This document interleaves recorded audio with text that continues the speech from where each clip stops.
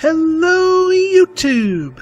I am Pinstar, and this is Rebuild 3 Strategy and Tactics Episode 2. So in our last episode, we left our burgeoning and but still in its infant stages fort of Ficklewood here, trying to survive against the zombie apocalypse, trying to kill the zombies, or the Zed as the game refers to them, in the mall to the north, and scavenging the mall to the south. Our builder having just helped fend off a pack of zombies from here. I think the builder is going to help us in the scouting. Where do I want him? I hate to have my builder idle, because the builder's really important early game, but I'll be able to use him to reclaim the malls soon. But I want to get my scavenging done, and I want to get my killing done. You can't reclaim a tile without killing all the zombies on it first, unless you have a really rare perk. We'll get into perks later. Alright, resources. Plenty of goodies for our scavenger to start picking off as we go along here. Let's see, what else needs scouting? That's been scouted. That needs to be scouted. Always good to scout. As far as I can tell, there is no danger from scouting. Hang on. Turn the sound down just a smidge. Oh.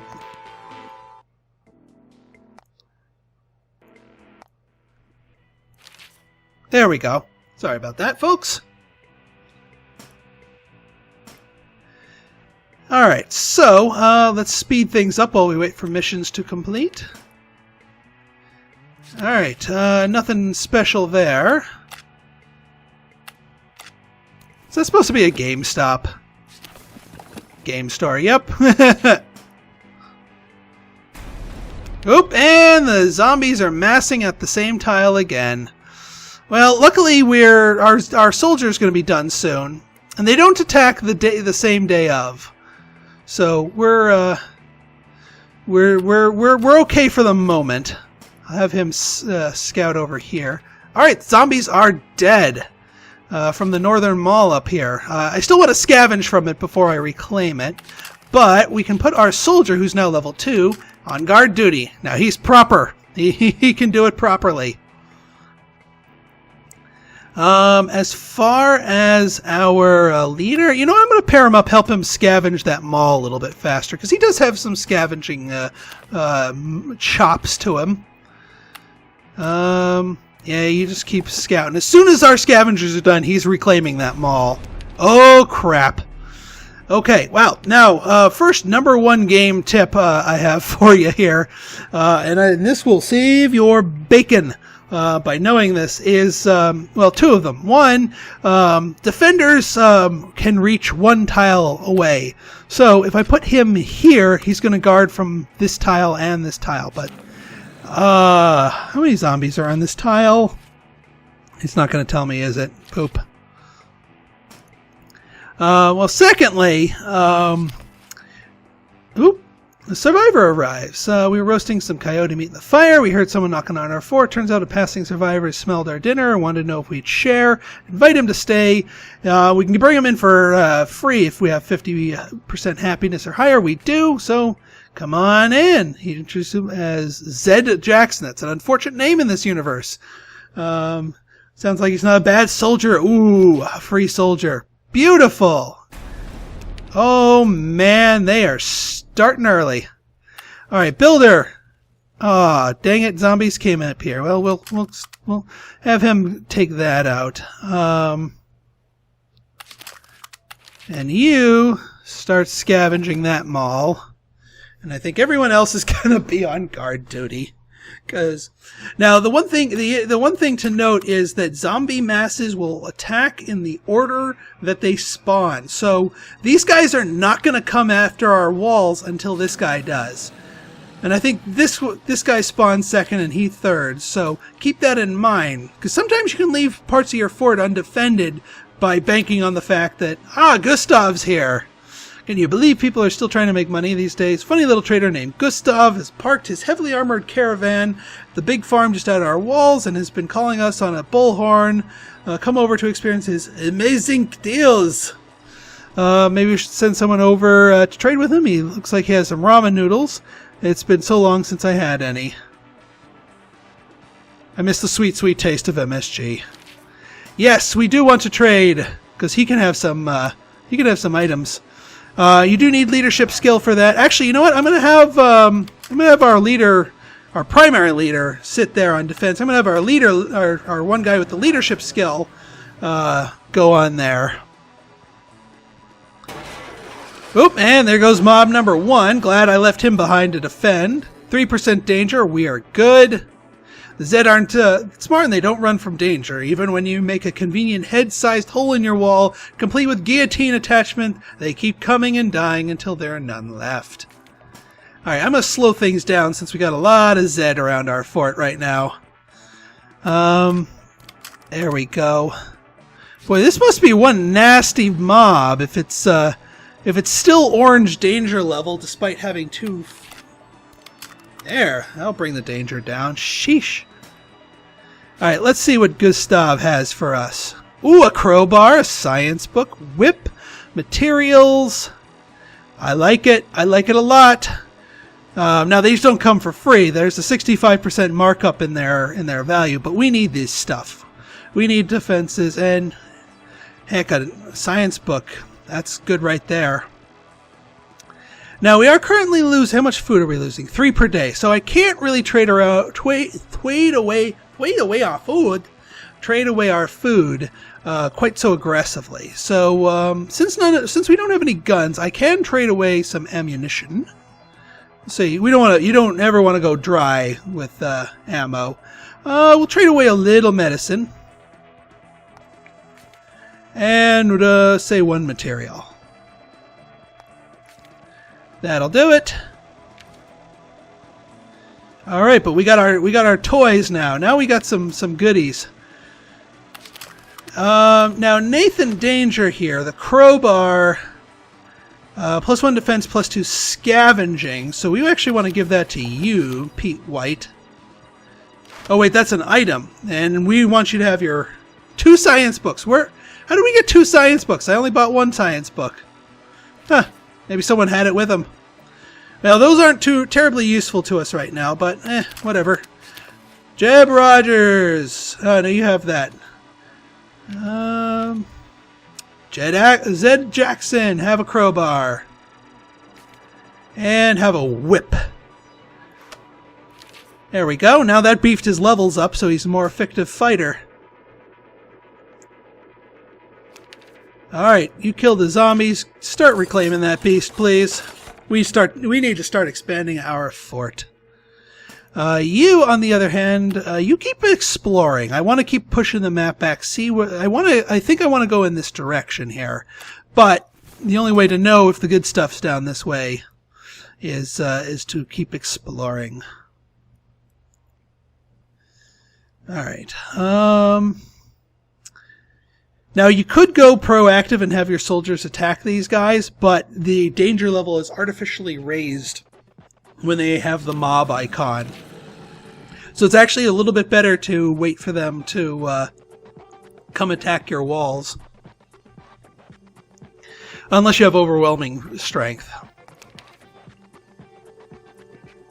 Alright, good. Getting that ammo back. Getting us some more food. Spotted resources, good. Let's explore up here. See if there's anything good up here. Gambler's Run. He wants Gustav visited day with Madame Rita, a very large, sultry woman, revealing burlesque outfit and a top hat. She presented a little roulette wheel with slots painted red, black, and one labeled Jackpot. Rub 2 casino chips between our fingers and wiggle their eyeballs. The minimum bet is 10 food. You know what? We're scavenging. We can bet food. Let's bet on red. We lost 10 food. We're not going to bet again. It's good to bet once, because if you don't bet at all, you lose respect with the traders, and that makes them raise their prices on you. So it's good to play their game just once, and sometimes you win.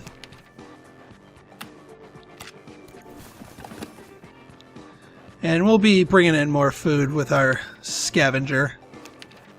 And a guitar! Nice! think that is a leadership item, if I am not mistaken. Yep. +2 leadership. And he's really going to be focusing on the leadership skills. So that's good. Oop, and here comes the higher danger zombies. What do we got here? Ooh! 24% danger. Yeah, we're going to light up some fuel to reduce that. As the zombie fell in the flames, the ones behind them simply used their comrades' burning bodies as stepping stones. How are we supposed to deal with that? Jeb was injured. Aha! That may have caused death, but because he has his helmet, there's a chance that that may have been reduced down to just an injury. He'll be out of the fray for a couple of days, but he will get better. And we'll keep guarding up here.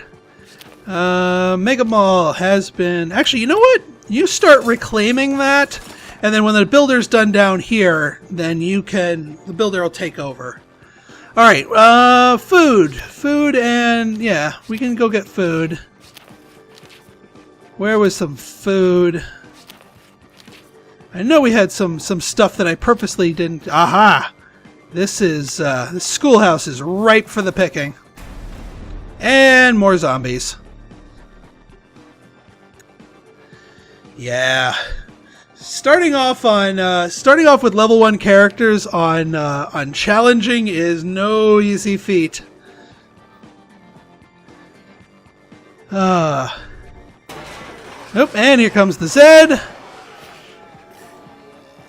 0% danger. Good.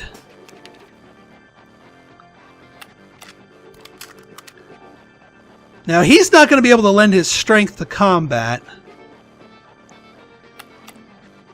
Boy, this guy is... That's better. Because they each protect... The zombies could attack either tile, but placing them here will protect both tiles.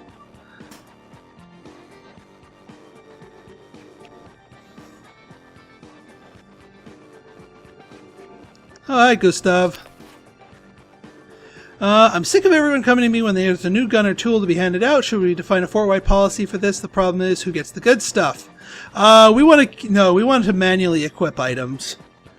We want micromanaging control. Now, since our one leader is busy, I'm going to send... Alright, we got some goodies there. More Zed. Keep scavenging, dude.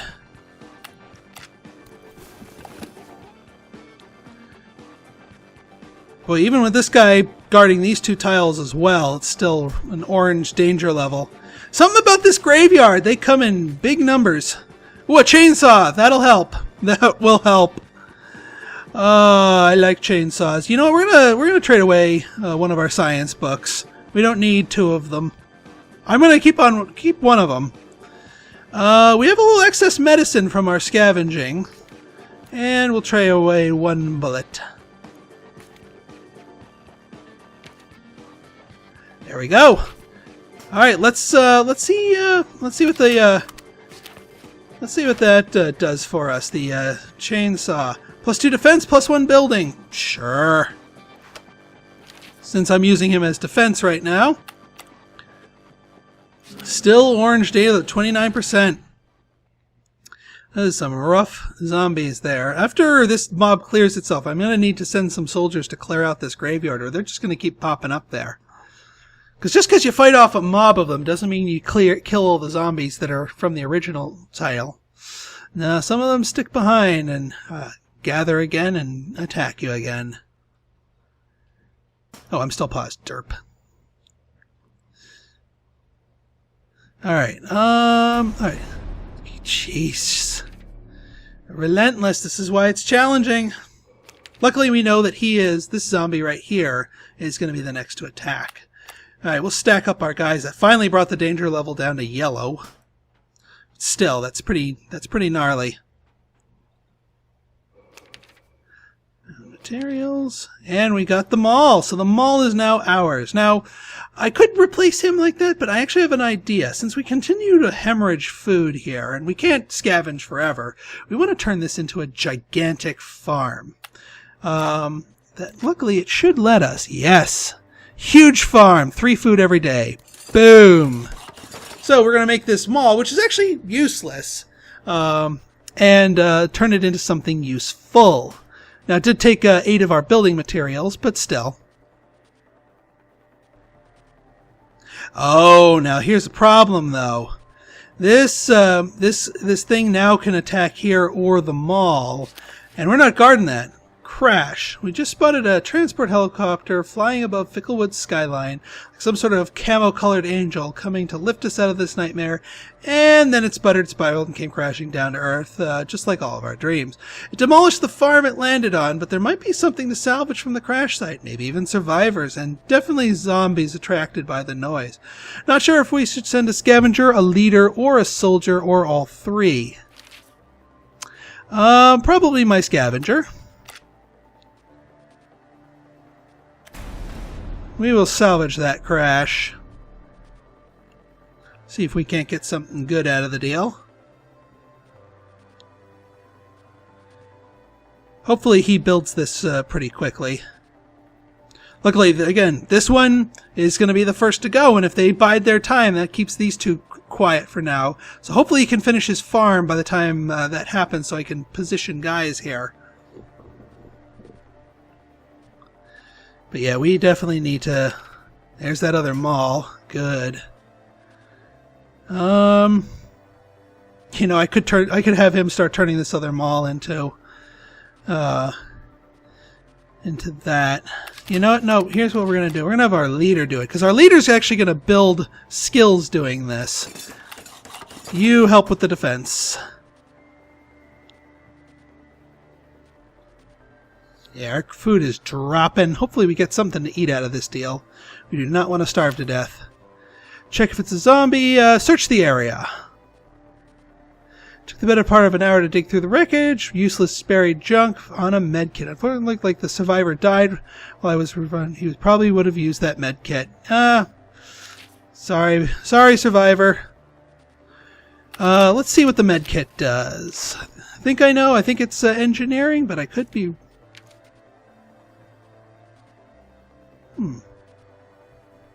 What happened to the medkit? Unless it just added to my medicine. That could be it. Well, regardless, I need to find places with food to scavenge.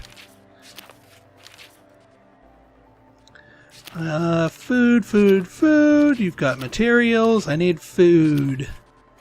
Materials. Already scavenged that. Food! There we go. Food.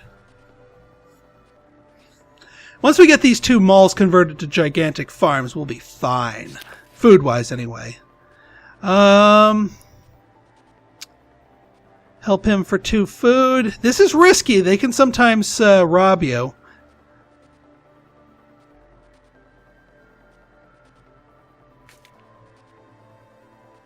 He ate eagerly. The shopping cart turned out to be full of propane tanks, which he had been on his way to deliver to the rest of his group. They found a car that could run on propane. We were planning to head north, where the cold made the dead sluggish and easier to run from. He gave us one of the tanks to thank us, and he and his shopping cart trundled down the road together. All right, good. Didn't rob us, and he gave us fuel. All right, our easy mob is done. 5% danger. They swarmed just after 2 a.m., not 10 minutes after I'd finally been able to get to sleep. But I was up and out there within 5 minutes, just like we drilled, and by dawn, all that was left in was a pile of bloody body parts. All right, I'm going to slow time down here now that we're dealing with a little bit more higher risk. I'm going to put you here. Well, no, then that... Sheesh. These guys are building up to really, really nasty levels. I'm not getting enough soldiers or weaponry to handle that. Well, hopefully we can keep a backup supply of these other things, because these are the things that let you reduce the danger if they attack when you're not quite fully ready for them. Found materials and, more importantly, food.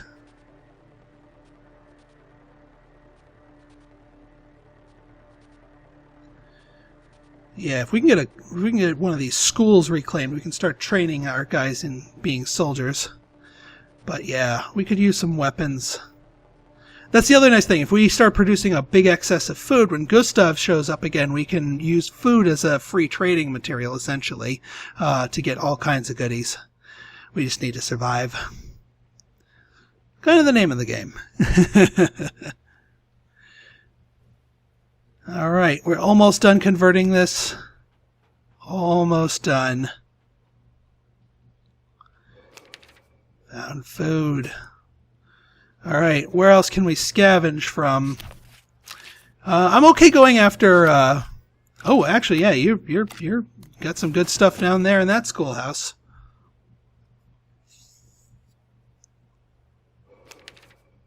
Built a huge farm. Excellent.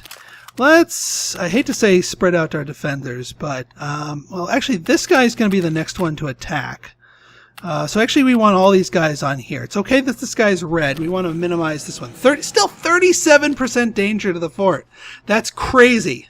That is absolutely insane. 37% danger to the fort. Madness, I tell you. I really, really hope he goes for the apartment, because if we're going to lose a building, I'd rather lose the apartment than the farm. Yeah, we're even on food production now, and this farm up here will give us a surplus.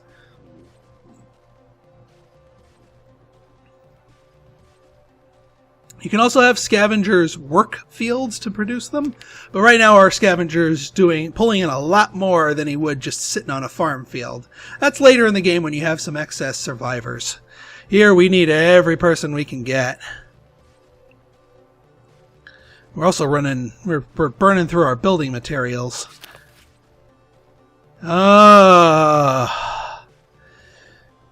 This is a tough choice right now in this part of the game. Our permanently posted guards can't stay awake 24/7, so some of us have been taking turns watching the walls after dark while they rest, but not everyone. Others sleep peacefully through the night, snug in their beds, like the world isn't ending out there. Sure, not everyone's happy with a 12 gauge, but no reason to shirk duty, right? Should nighttime guard duty be mandatory? If we say volunteer guards are enough, it keeps our defense normal, but keeps our happiness normal. If we say everyone must do guard duty, then it raises our defense, but lowers happiness. I think in this situation we need to do this.